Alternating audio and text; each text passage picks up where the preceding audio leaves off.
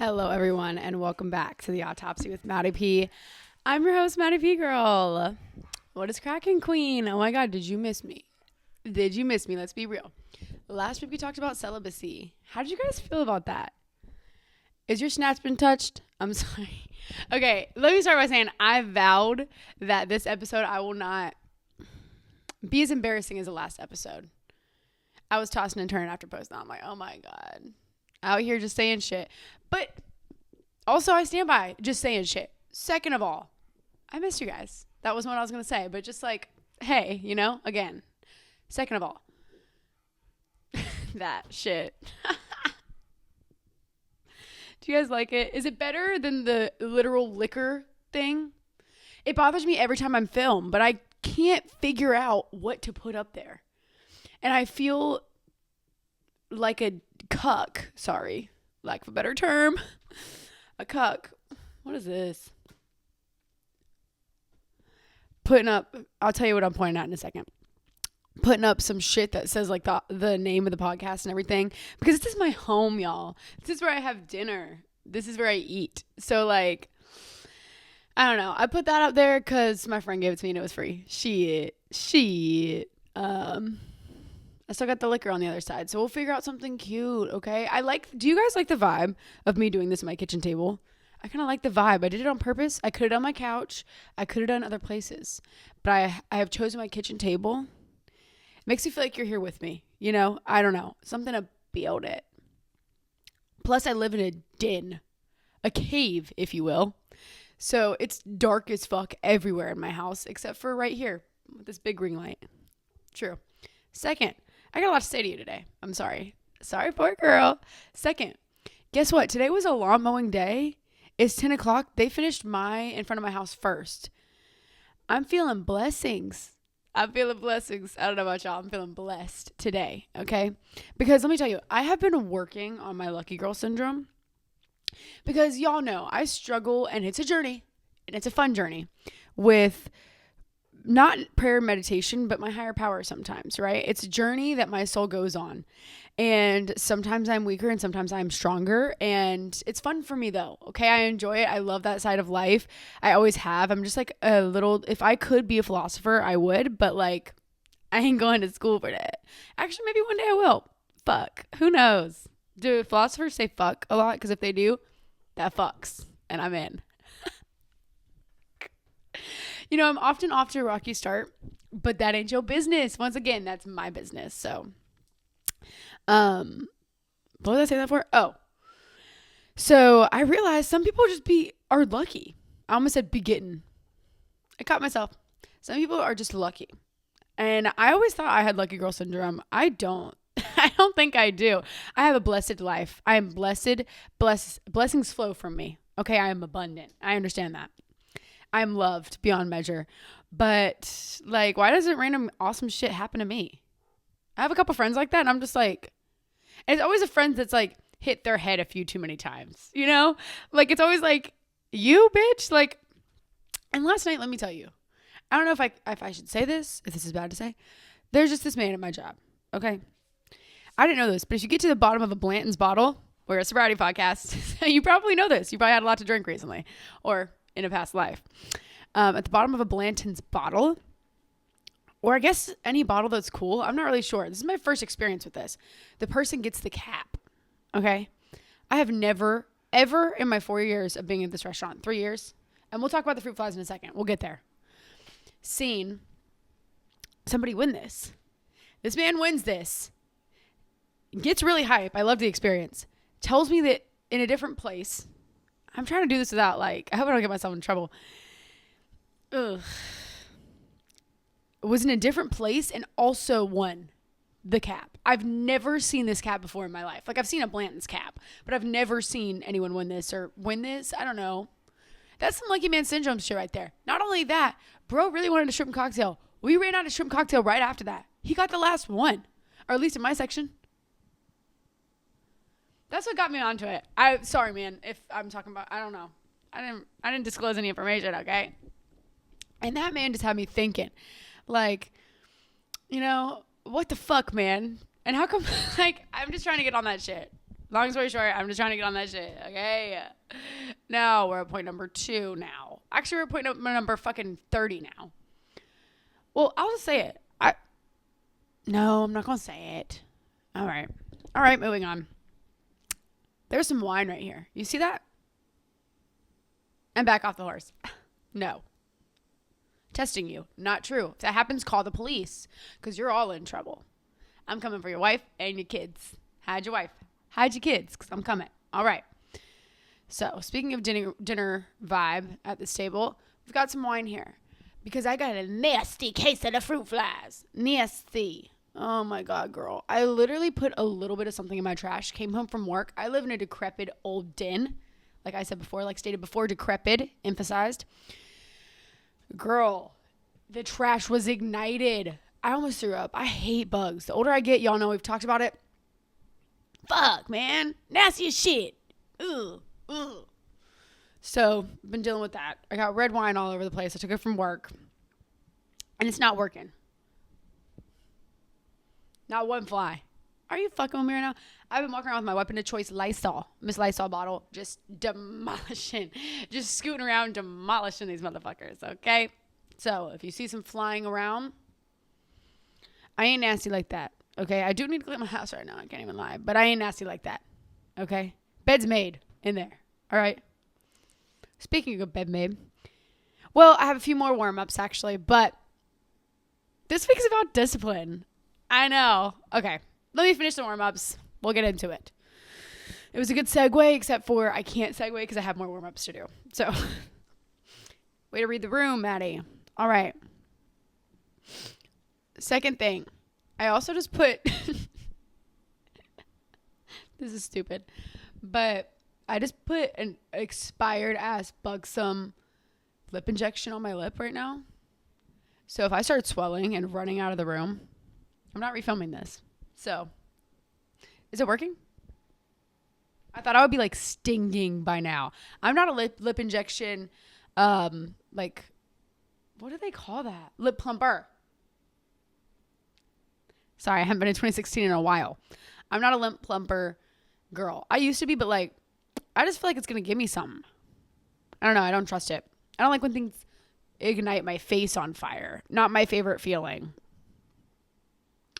Now, I love how when I'm editing and I say now, I sound like somebody's dad. I think it's kind of funny. All right, y'all. Trisha Paytas. First of all, my sister said Paytas the other day, and I was like, who the fuck raised you? We are Trisha lovers. Paytas. The fuck? Her son is named Aquaman. What y'all think? I think mind your business. I think mind the business that pays you. That name is horrible.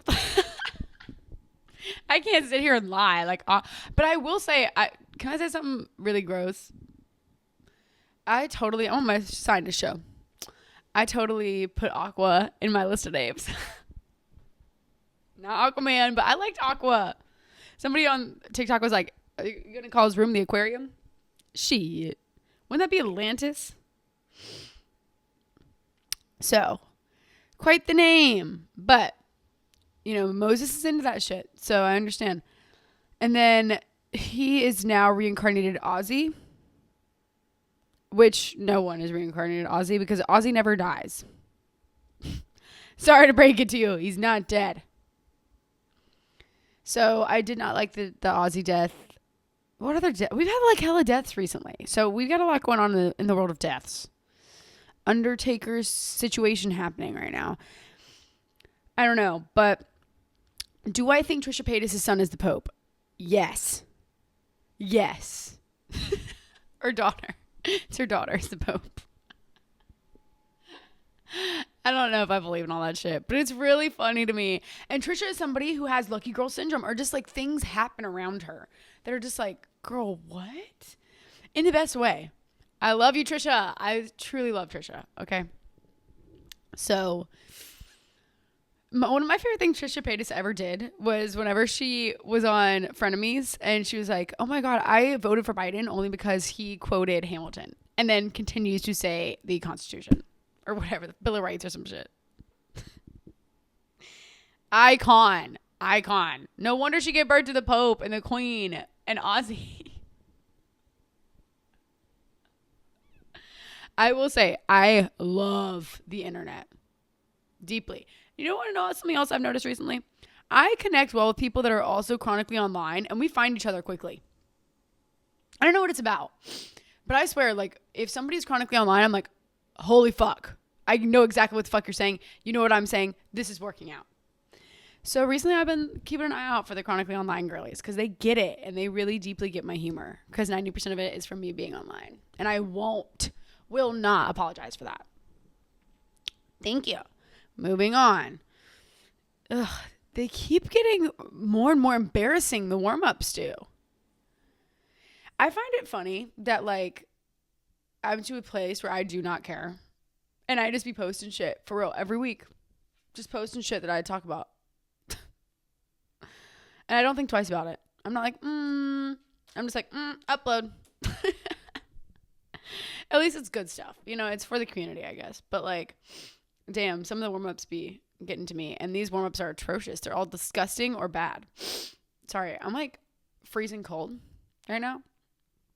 I don't know what's happening. No. I can't believe I wrote this down. Okay, you know what it is? I think I film kind of close together sometimes because I'm a busy girl. So, like, I need to get my editing done. And I filmed, like, literally, it feels like yesterday. So sometimes the warm-ups, I'm like, girl, nothing's happening. I come home and I read my book and I go to bed. And you know what book I'm reading right now? Oh, that's not always true. Sometimes I stay up to 2 a.m. watching Below Deck and I can't. I'm breaking the cycle. Y'all know, no TV to fall asleep. You can watch it for a second. I was being a little rough around the Hamptons when I went to the Hamptons around when I went there because sometimes it's a struggle, okay? And I'm allowed to watch while I'm showering and doing what the fuck am I talking about? I'm genuinely wasting your time. Now, moving on. Last and final bullshit warm up is I have a secret to tell y'all. Oh, book I'm reading though. Court of Thorn and Roses. Girl, like, English, maybe try some English. Damn. It's so good.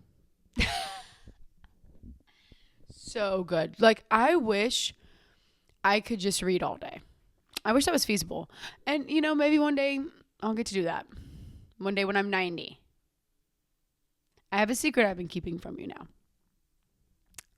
This secret is, I watched The Living Family. That probably doesn't strike any of you because you probably don't know who that is because you're normal.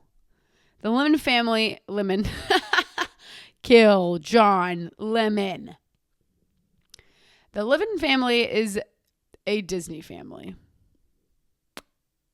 I was not a Disney person growing up. That's some rich people shit. So I was not.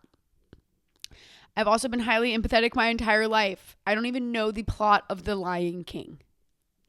I avoid those shows, those movies like the fucking plague. Now that I'm older, I watch them and I love them deeply. It makes me cry because why are people dying at such a rapid rate in front of young children? I don't know. Okay. But I'm not a Disney adult. Let me clear the fucking air before I get pitchforked right now. But I really want to go. I do. But there's more important shit to do and things to see. Did I tell you I'm going to how long have I been sitting here? Honestly, like, genuinely, 13 minutes. I'm sorry, y'all. I'm sorry. I want to go to Disney, and I do watch The Living Family, and I'm admitting that to you right now. And what you gonna do about it?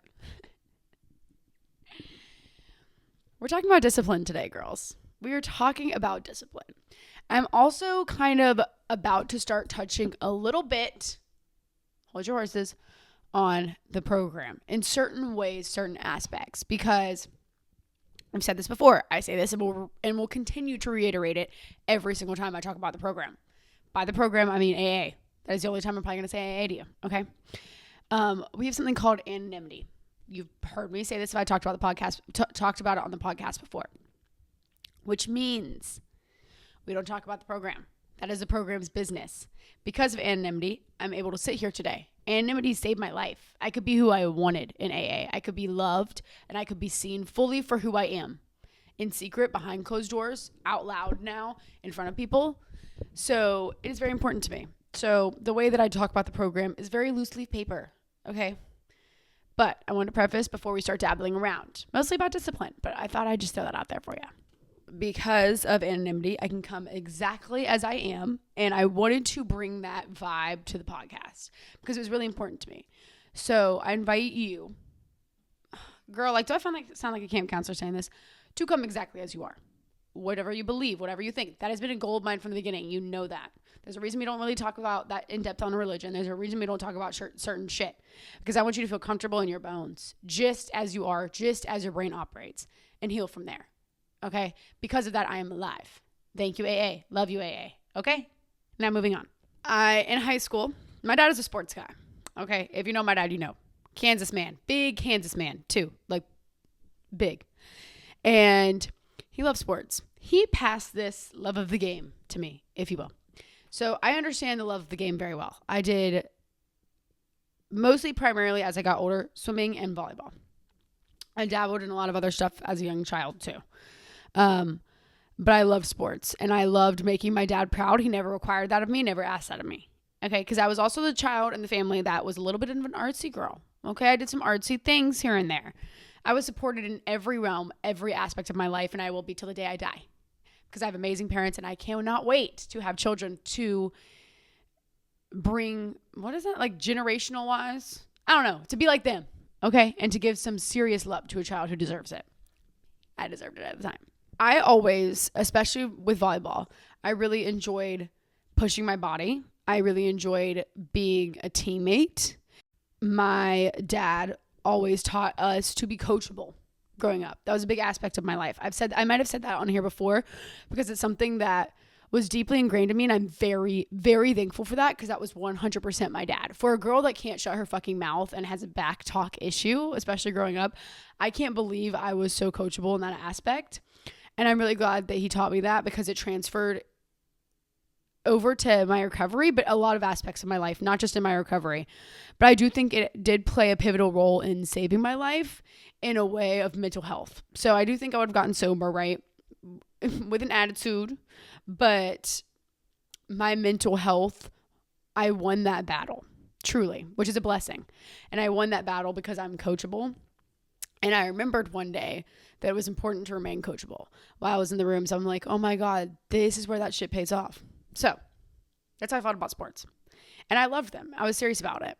I really struggled with confidence and mental blocks.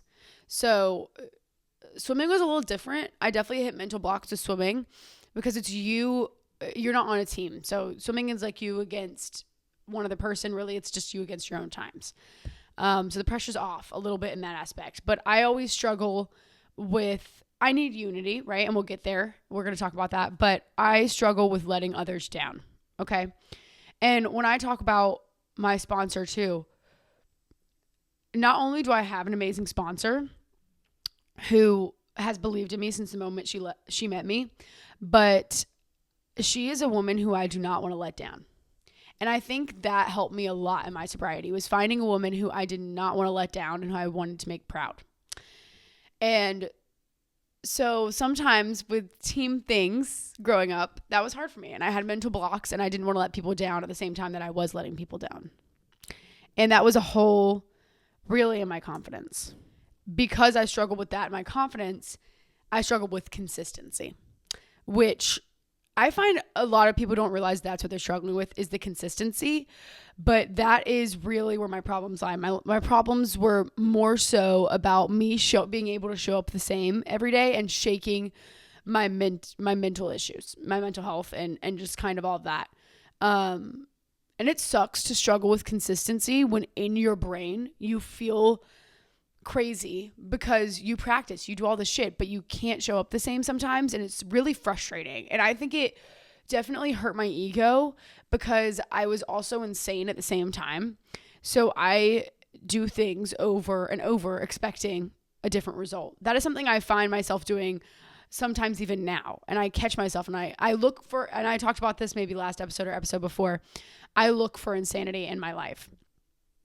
I'm crazy. It occurs. So it's something that I look for to give myself some space and give myself some leeway and be like, wait, other people wouldn't do that. You're crazy. Okay. And because of those gaps and my insanity and my loops, I would force things, and I would wonder, why aren't you enough? Why aren't you enough? Why can't you just be good enough? Why can't you play the same that you did yesterday? You were doing so good. And that did a lot of harm to my ego too, as somebody who was become a teenager. And I struggled a lot with my confidence as a teenager. I mean, I had both ends of the coin. Y'all know my senior year for some reason wasn't that bad, but especially 9th through 11th grade, I really struggled with that. And I beat myself up to the next level. And I think that's like a good way to describe me, and what I look for now in life is that I could have all the fire in the world. And I bring the fire, I bring the passion, I bring the heat. I love things deeply. And that's to my benefit because I end up very passionate. But because of my mental health and everything, like stated before, it can all crumble. And my confidence, it can just crumble. And that's a good way for me to look at my life now, because y'all know confidence is of utmost importance to me. Not because I'm shallow, not because whatever, because this life for me, and I'll say it for the 50,000th time. So I don't know if you've seen other episodes or not. This life for me is a big struggle on my confidence and loving myself. And it is very important for me to hit that mark. And it's not easy for me all the time. But I suffer tremendously in so many aspects of my life with my lack of confidence. And when I go through those cycles, it translates in such weird and horrible ways, including how I treat others. Like it's not just about me. That's how bad my confidence issues are. Okay. Thank you. Thank you. I suffered with discipline because, and this has been in many aspects of my life, because I thought it's easier to quit than to fail, or it's just easier to quit than to deal with my brain and failing. And I think that's what a lot of discipline, we're about to get into this, but a lot of discipline it's a brain game.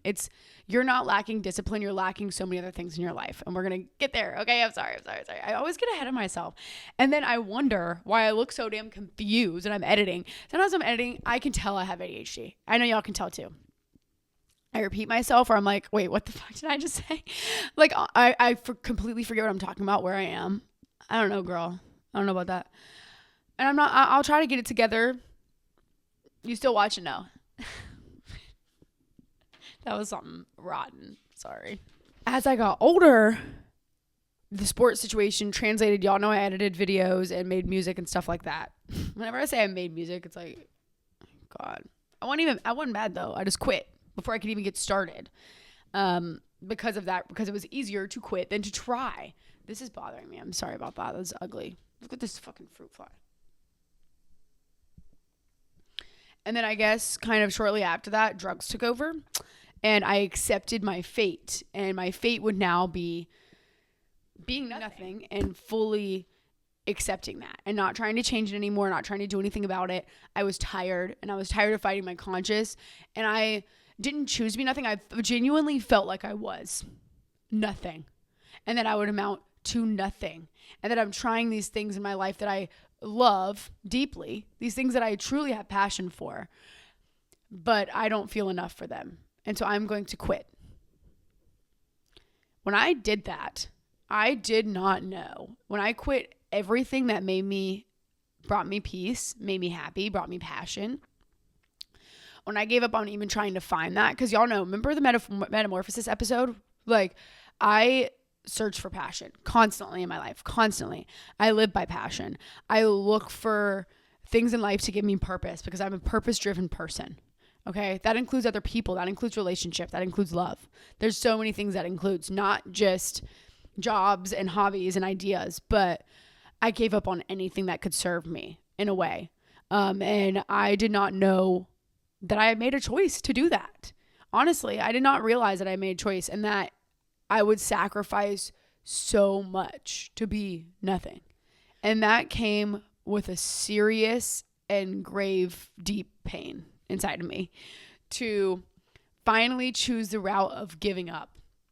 I think that's what a lot of people are doing too whenever they choose drugs and alcohol, obviously, because it is a choice that we make, essentially. And at some point, you don't know it. With your back turned, while you just think you're going about a normal day, you sacrificed everything and you gave it all up. And the most empty I ever have been in my entire life.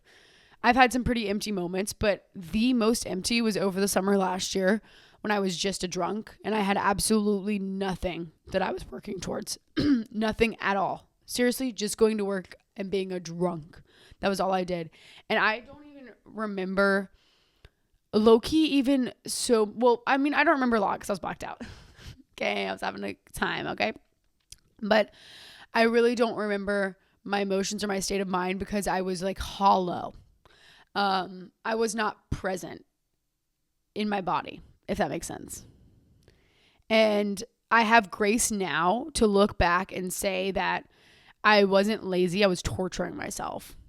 I wanted alcohol and to be drunk more than I wanted and have wanted pretty much anything in my entire life. And that's the truth.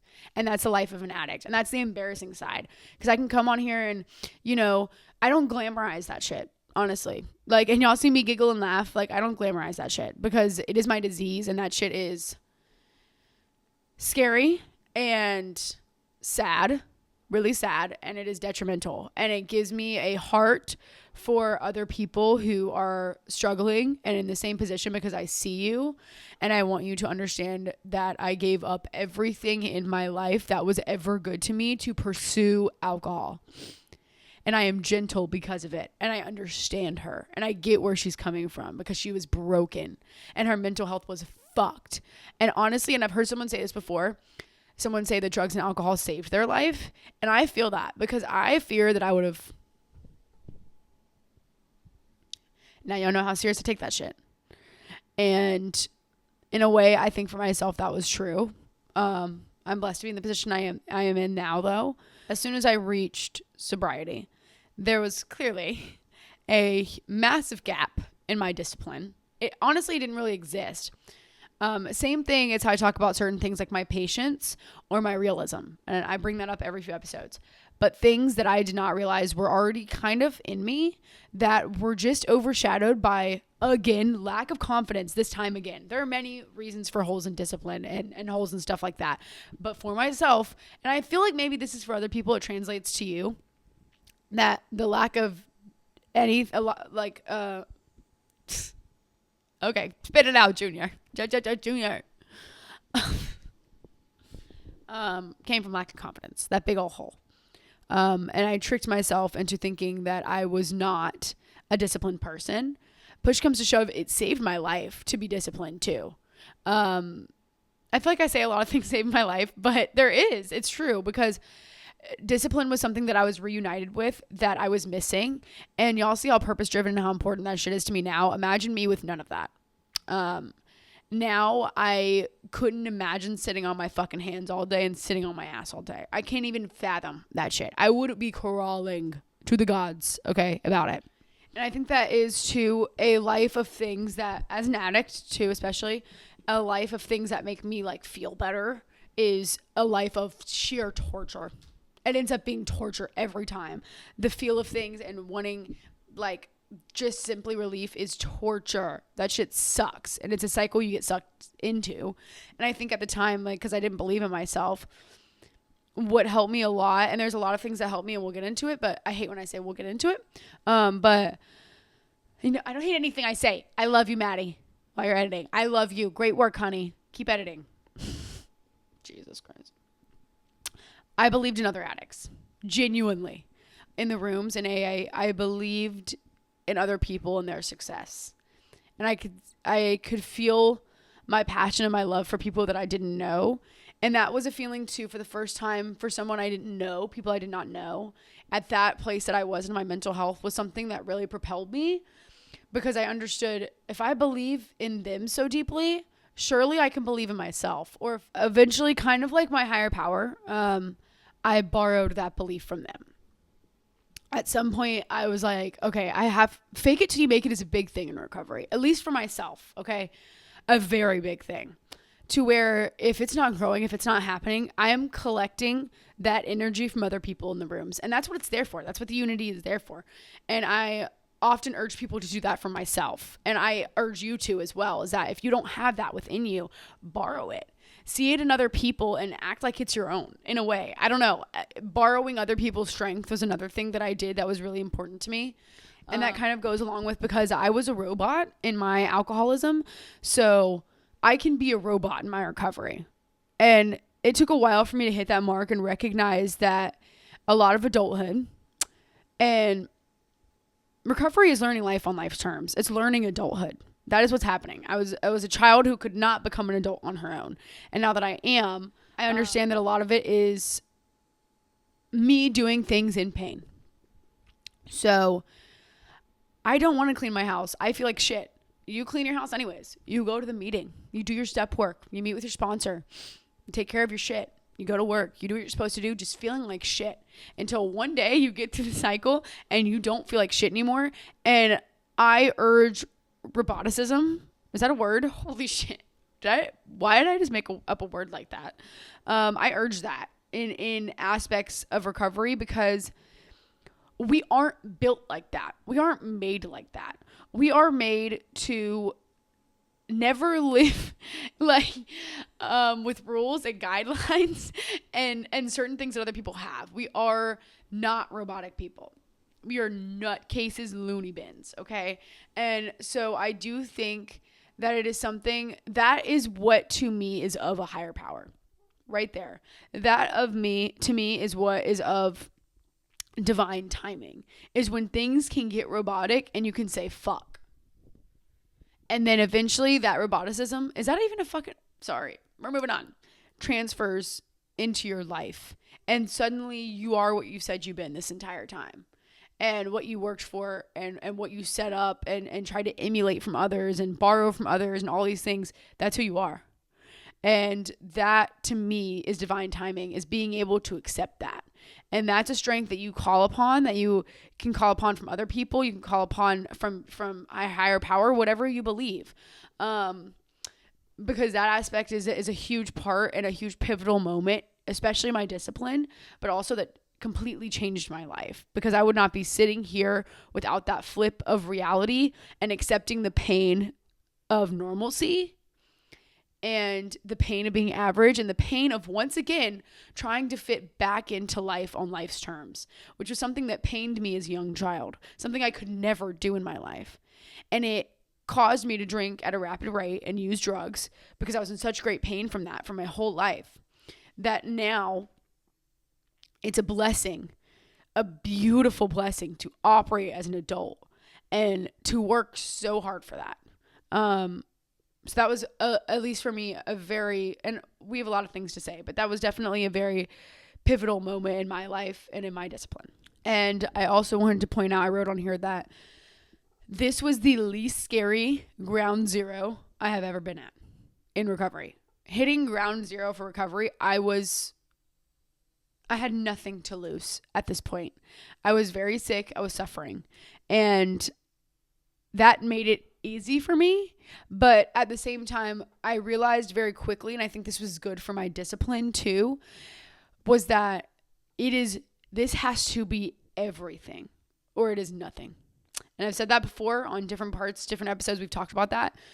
But it has to be everything for me. And I quickly realized that because I accepted as well that I was an addict and an alcoholic fairly early. And it was very freeing because, oh my God, I just needed help the whole fucking time. And finally, there's something that I can fully devote myself to with consequence. Because if I don't make this work, I'm fucked. And I'm not going to live much longer in the state of mind that I'm in, and the state of body and physical health as well. The state that I'm in does not last for so long. And again, I'll say it, and this is because I advocate for this, so I will say it again and again and again. Women succumb to alcoholism quicker than men. We die quicker. So you think men keep going on as alcoholics for half their life, you'd be dead in a grave already. Okay? So I want you to know that. It's very important you know that to me, in my heart. Okay? Now, just because I had this flip in my consciousness and this yearn to, and that a lot has to do with accepting that I belonged somewhere finally. And that was in recovery. So I was not providing my own strength of this. This is from people in the rooms who love me. This is women, period. This is women who love me and take me in and nurture me. And because I was finally feeling united as one. Oh my God. Sorry, girl. That was like loud and kind of scared me, low-key. That's why I was like, oh my fucking God. I hate when my phone rings loud. Like, let me finish before I forget. The unity and other people provided me that strength. I didn't just get up with the willpower and the strength and the discipline to move on and become sober. I felt united and I felt loved and I felt seen. And that was something, and I think that's a similar story. It makes me tear up. That's a lot of similar stories with other addicts and alcoholics, is that the peace of being one and being seen was something that we don't feel in our life. And to be understood is the greatest gift I've ever been given. The greatest gift in my life that I've ever been given was to be seen. And the rooms gave me that. And that's also a reason I don't give up. And that's separate than discipline. But, you know, when push comes to shove, that's my family, you know, in a way. And that's where I feel my strength. And that's where I feel seen and understood in my deepest, deepest parts of my heart. And in my sorrows and my pains and my weird things. So I was blessed with that gift. I did not provide that within myself. For once in my life, I was with people that got me. And that flipped my understanding that this has to be everything. Not only for the factor that I'm an alcoholic and that I'm sick, but for the factor that why would I give this up when I now see what I am? And on the flip side of the coin is some severe darkness that I don't think I can make it through again. I've already drudged through it several times, and I don't think I have it in me to make it through that darkness one single more time after all of the drugs and alcohol and all the loops that I've been through in my life. Of course, just because I felt all of these great things doesn't mean I didn't struggle to get out of bed. I was dealing with not my worst bout of depression I've ever had, but I definitely, by obviously no means was, and this was getting into sobriety, okay? This wasn't the beginning, because I was obviously very sick at that time and very mentally unwell. But as I started to get just a little bit better, I was still dealing with some depression. I was dealing with severe anxiety. I was dealing with untreated mental health, which I still kind of deal with to this day sometimes. Sorry, y'all. Getting better at it, okay? So I struggled to get out of bed. I struggled to focus. I struggled on the basics of discipline, okay? And that's kind of what my focus is when we talk about discipline this time around, because there are many aspects, obviously, we can talk about it. But that is a big one for me, because now that I understand myself as, the whole time I'm a pretty disciplined person. That's not that hard for me. It's the mental health that gets in the way a lot too of discipline, and obviously lack of confidence. If I say that one more fucking time, discipline really started to come and shine through for me when I parented myself. And I also took away my power of choice, kind of in the matter of, this is just how it is. You don't get a choice and you don't get a say. And in a way, I think, unfortunately, the way my brain works, it was a little bit of punishment too, because I was cleaning up such a big mess and I was so depressed and anxious ridden from the mess that I made in active use. And so part of it was punishment, and it worked. I mean, obviously, what the fuck, right? Like, what type of fucking route do you, like, come on, man. But I parented myself. Part of that went with, and I don't know if this is the best advice or thing to say, but for me, it was very quickly I caught on to, if happiness isn't present, it doesn't fucking matter. Got you, girl. It's been a while since I burped on here. That wasn't the goal. Because like I said, I recognized adulthood is doing shit you don't want to fucking do. And that eventually I'll be met by peace. And y'all know that was a great hope and full understanding that I had from the beginning. And I want you to have, even if you're battling just mental health, or if you're battling alcohol and drugs, whatever you're battling, that at some point you are met with peace because of work. Work works, okay? Hard work pays off. I fully believe that. I mean, I think there's a lot of other factors in life, but especially when it comes to mental health and to drugs and alcohol, you are going to be united with that peace and with that love again in your life. At some point, after you've done a ton of fucking work, you will. And that was something that I understood. I don't know why it clicked in my brain. And that's because of again, other people, again, from the rooms, and from the unity and strength that I was delivered through recovery and through AA was the peace I see others with. And I knew for a fact, these are the promises I am made, period. These are that hope is given to me too. And they want me to know that every ounce of what they feel they want to give to me, they want me to provide for myself, most importantly, strangers. And so that was obviously a big help for me. And again, something else that was delivered through others. That is why I sit here today. That is why we continue our sobriety. That is why we continue our recovery. And that is why we seek to help other people, because I'm sitting here today because of other people, point blank, period. And going with like, oh my God, these bugs, y'all. Oh, I've been having to exhibit some severe peace these last few days with these motherfuckers. I'm telling you, these new roomies ain't making the cut. Especially when they fly close to my face like that. Girl, back up. Oh, back the. I love when one dies. Oh, I said it. Sorry. And going with that happiness not being present and accepting that too. I guess it's like I was never a good seeker of joy. I was never a good seeker of happiness, to the point that I synthetically tried to create it through alcohol and drugs. So like, I don't know where these things lie naturally. I don't know how to find them. I don't know how to look for them. And that's because happiness isn't something you find. This is cheesy. It's always been there, right? That is something I greatly understand now. And it was a quote I heard early in recovery that also helped me. And I've said it before, is that happiness has been there the entire time. That is up to you. It didn't come visit you. It didn't find you at some point. It's up to you. And sometimes it's not up to you. You know, my mental health at that time, even though I was clean, I wasn't happy. I wasn't I was excited to meet people and to recover, and for the reasons I stated before, but I'm not happy. And that's something that grows inside of you, obviously. We're not here to talk about happiness and all that shit. One day we'll talk about it. Next week we're going to talk about anxiety, so I hope you're excited. Anyways, I was lacking, obviously, severe trust in myself as well. This is repetitive in a way again, because in previous episodes we've talked about the importance of becoming a provider, and that involves trust within yourself, to be a unit and to be a home, to trust yourself in that way. Because I might struggle with confidence. I can trust myself in doing what I need to do and showing up time and time again for myself. I've seen proof of it. I have evidence, which is something I didn't think I had before. I have evidence that I show up for myself. Even when it's dark, even when I get confused, I end up showing up, at least in my recovery. I show up for her. And I'm there for her. You know why? Because I'm proud as fuck of her. And you know why? Because I'm proud as fuck of other people who are in recovery. And she is included in that, myself. I even have moments where I sit back and I go, and this happens like once every few months, every once in a while, I'm like, oh, I'm so sober. And I get full body chills. And I think, what the fuck? I'm still doing it. This was not the plan.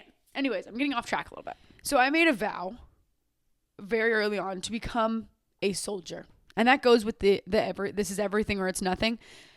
But to be a soldier, and this was important early, to sleep in my bed, to work at my desk, to be doing step work every single morning, have an upon awakening. If you don't know upon awakening, it means when you wake up, you have a set of things that you follow. You might read from a program-related literature. You might read your Bible. You might read your Quran. You might meditate, whatever. You're upon awakening, where you're introduced into your day in peace.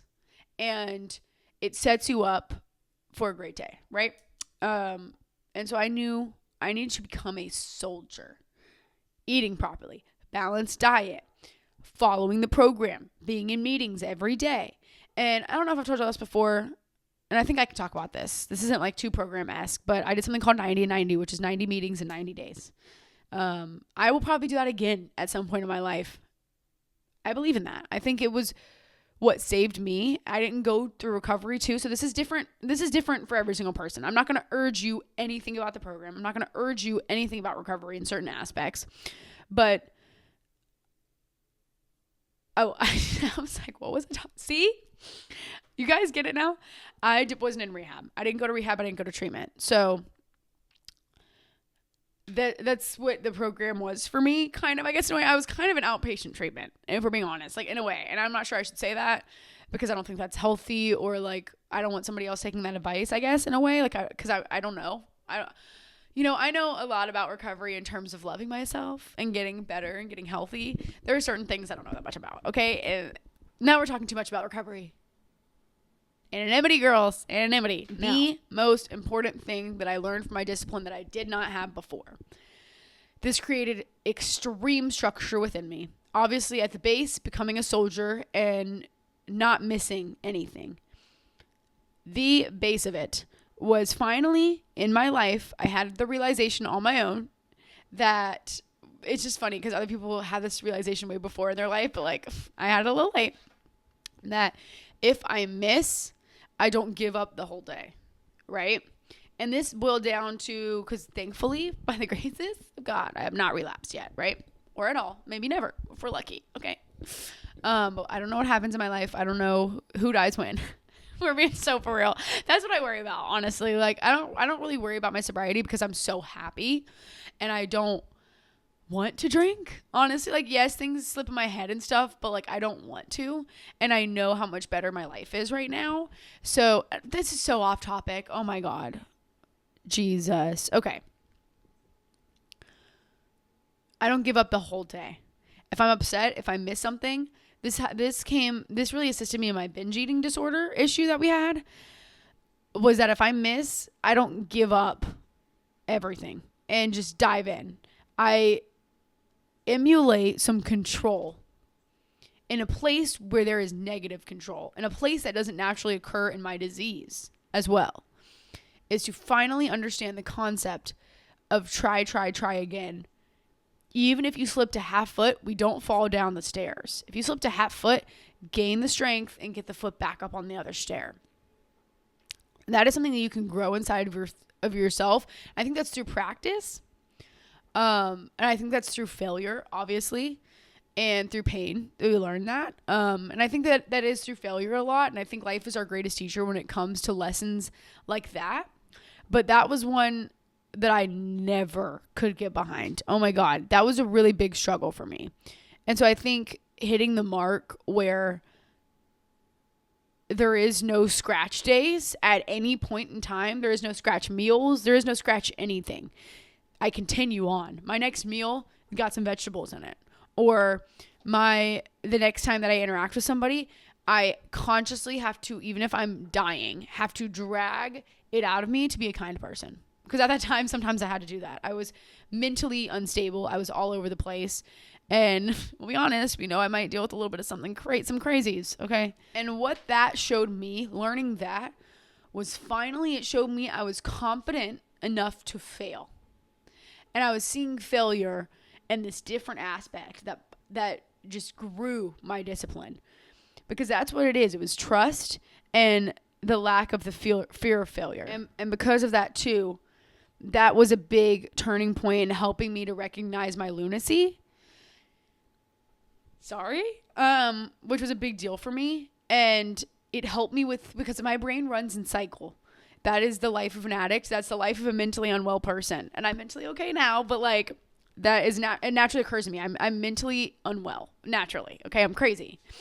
And understanding finally the cycle, and I'm trying to fit a square into a circle, and it was all clicking. And that is what blossomed my discipline. Not making sure I get up and do the right thing. Not making my bed every day. Yes, those things helped. And yes, being robotic helped. Robotic was the first step until I started to learn these things, which was understanding the cycle of my brain. And I remember crying for the first time whenever I understood my lunacy. And seeing the cycles. It wasn't in relation to this. It was in relation to a different reflection of my lunacy, okay? But I remember understanding that, and I think I sought out my lunatic ways after that, and the really unhealthy things, obviously, in my life, but more so the uncontrollable unhealthy things. Because I can regulate my attitude, as much as that's painful, as much as certain things suck. I can regulate certain things, but some of it is just, it feels out of my control. But it's not. I'm tricking myself. I don't have trust in myself. I don't have confidence. This is all in my control. It's happening in my body. And if something is out of control, I seek help for that now. That's not something that goes on the whim. That's not something that's just happens. I seek help for that. I understand that it is unhealthy if I can't control myself because I'm mentally impaired, genuinely. And I have a disease that causes that to occur in me. And I'm allowed to ask for help. I'm allowed to ask for assistance during that time. I took also the action-based approach very seriously. Obviously, something clicked early, and I want that to click early for you in any facet where you're trying to understand your discipline in a better way. This isn't just about drugs and alcohol. Is that this life is action-based. Every single thing that you do is up to you and your actions. And I was always somebody that thought I would just dream this into reality. So one day I would just wake up and my reality will be exactly what I wanted. And that's not the way that life works. And it's crazy to me that I ever saw life like that because of how action-based I am nowadays. And that was another pillar, I think, at the bottom of my sobriety that assisted me in that way and kept me from drinking. Aside from learning that I didn't want to give up on myself, just like I didn't want to disappoint my sponsor I talked about, I didn't want to disappoint me either. That was a blessing that I counted deeply. To this day, I count that. The fact that a girl who hated herself now doesn't want to let herself down because of what she's built. Fucking blessings on blessings, bitch. Are you kidding me? And soon after all that, I would find that my greatest dopamine, seriously to this day, and y'all know I'm type A as fuck. Like, girl, I'm low-key type A as shit. It's bad. It's bad. And we all know, make my bed every day. I'm crazy. Okay. Some of the biggest dopamine and a lot of the first hits that I received was checking things off of a list and being disciplined and doing things for myself and accomplishing goals. Even if the goal was to film that day, even if the goal, I didn't even start this podcast. So obviously like a decent portion into my recovery, which no, I'm not even a decent portion in because I'm only about to be a year sober. So, I'm still a baby. But that's why this podcast is about mental health, not sobriety. Moving on. It is about sobriety. What the fuck am I talking about? Girl, what am I on today? What am I on every day, honestly? And that helped me to, a lot of all this encompassing too, helped me recognize that an open heart is a disciplined heart too. Discipline is not closed off. Yes, I think there are rules and regulations. Sorry, I have to kill every single one I see. Kill John Lemon. Oh, I possession on my chair. My type I ass screaming. I have a lot of cleaning to do. Anyways. Whew. Maddee, rein it in, girl. Okay, girl. Sorry about that. A disciplined heart is an open heart. It's open to new ideas. It's open to processing. It is not a closed off, violent state of mind. I think I used to view discipline as almost violent. And maybe that's because it was associated with that type of man in my life or something. I'm not sure. But being disciplined requires an open heart, at least for myself. And maybe that goes hand in hand with struggling with my confidence. It's not a world locked up. Ultimately, discipline it's a tool, but it's opening your life to opportunity. And it's opening that door and that gauge to flow and to the new that comes in. And I think I got it twisted. And I think that's a big help is understanding the freedom that is discipline as well. Discipline was freedom. Okay. That's something I understand now. It provides me with freedom I don't mean in my future in my life, also in my mental, because it creates structure and a framework that I did not have. So it creates a space where I can just be free because I'm taken care of in a lot of aspects. And that's an important thing for, again, if I call myself mentally impaired or mentally unwell one more time, but it's the truth. So that's the type of shit I need. Okay. And I am very thankful for discipline, obviously. It's emotional to me. I know it's such a little word. It's such a little thing. It's not to me. It's everything to me. It still is everything to me. It's really important. And I urge you in whatever facet that you're working on to work on your discipline. And that's something you look inward for. You're not lacking discipline. You're lacking other things. Maybe you're lacking confidence like myself. Maybe you're struggling mentally and you're being too hard on yourself. There's a lot of things. It's never... of course people struggle with their what am I talking about? But oftentimes it's something underlying. It's a fear, right? And often it's a fear of failure. Because a lot of us do want what's best. We want to work hard.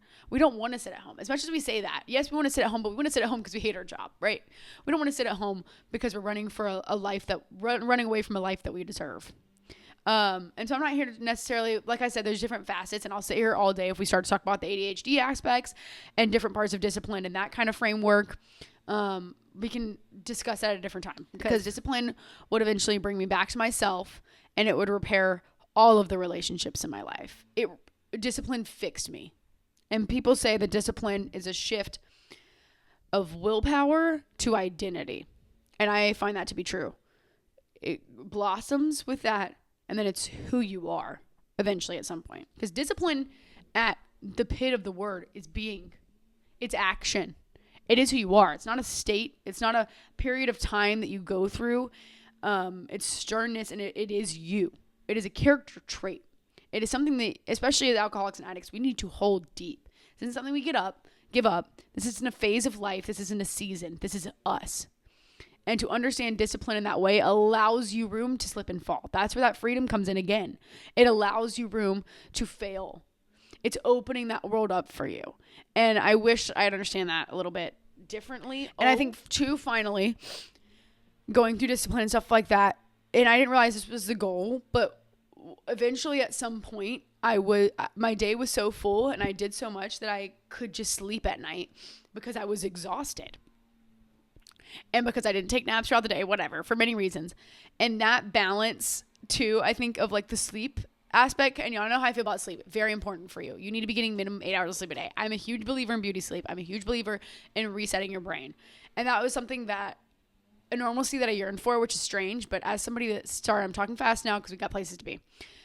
Somebody that stayed up all night at times, several times a week, had a really fucked up sleep schedule. It was something that I yearned for, oddly enough, that I saw in other people. It was a jealousy of normalcy that I had, and just a way that it manifested. So odd. But that was when my sleep cycle started to get in order from early sobriety. And I'm still in early sobriety, so very early sobriety. And something else I understand, there is no off days in my life. There is no off days against my mental health. There is no off days against my disease. That's unfortunate, sure. I don't feel bad for myself, honestly. That is just the way that my life works. And I find peace in knowing now the answer to all of this stuff versus like it's exhausting, it's overwhelming. And discipline leaves room for you to be overwhelmed. It allows you space to be overwhelmed. I can say I'm overwhelmed all the time. I can take a step back. But there's no days off. And I know that sounds so gym bro, but there is no days off. And if I wanted free time, I had to work for that. That's still something that I do in my life. And that's also because I made myself busy, which is another blessing. But if I want free time, I have to work to get that. I don't just get that, like obviously I get like an hour at the pool or whatever, but like serious free time, where I get to lay in my bed or go to the movies, like certain things in my life, unfortunately it has to be worked for. A little different now than it used to be, because I always had to work for that. Because I had to prove to myself that leisure wasn't going to be such a, temptation. And because leisure always was, in every respect of the word for me, a difficult thing, because life was made to be inebriated. So any form of leisure was an inebriation adjacent situation, I guess, in a way. And that's why I kind of set that up that way. And that helped build my discipline, was that like, leisure right now, girl, like, come on, let's be so for real. Like, it was an art to find the gaps. The way I'm holding this is so funny. It was an art to find the gaps and to succumb finally to the wisdom of understanding this shit. And that's what a lot of sobriety is just finally fucking succumbing to what everyone said and what you knew to be true the whole fucking time, essentially. And that, again, was something that I prayed for and that I sought after again from other people in the rooms. Final point, because we got places to be, to kind of wrap this up. Obviously, the program saved me, and I can state that a million times. The program is what put this in me. The program is what saved me. And I mean that sincerely from the bottom of my heart. Other women saved me. But I find it interesting, too, that as an addict especially, all I needed the whole time was something bigger. So, like in high school with sports, now we're back in recovery with a group of people, a group of women. I need larger. I need unity. I need someone to not let down, right? I need someone to also fight for while I'm learning to love myself and while I'm learning that I'm important too and that I deserve the battle. I deserve the fight. Totally. I understand that now. I totally deserved every ounce of that battle and fight. At the time while I'm battling and fighting, I don't know that. So I find it interesting. Again, what are we faced with when we talk about sobriety, when we talk about this shit? The importance of unity, the importance of group, the importance of other people, because the opposite of addiction is connection, and it always will be. And to find that true, just again, I kind of wanted to point out, because it was similar to the high school situation of sports and stuff like that. And it's the truth that life cannot become about others until it's about yourself. My lack of discipline was constantly just fear winning.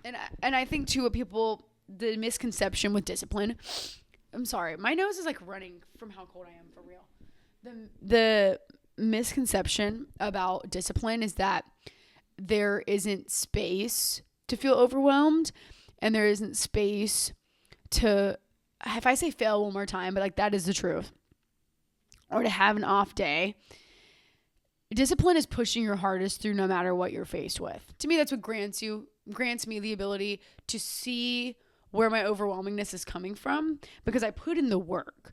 So when I get overwhelmed or I get stressed out, I'm like, okay, this is on me. What is occurring right now that is causing this? Because it's not my discipline.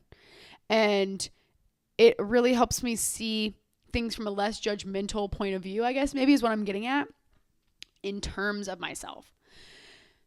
And a less judgmental view in failure and all those aspects. Not repeating. But that's really it. Should I get Cafe Roca? Do I want avocado toast? I think I do. Anyways, I love you guys. By the time I see you next week, these fruit fries are going to be done, so have a good week.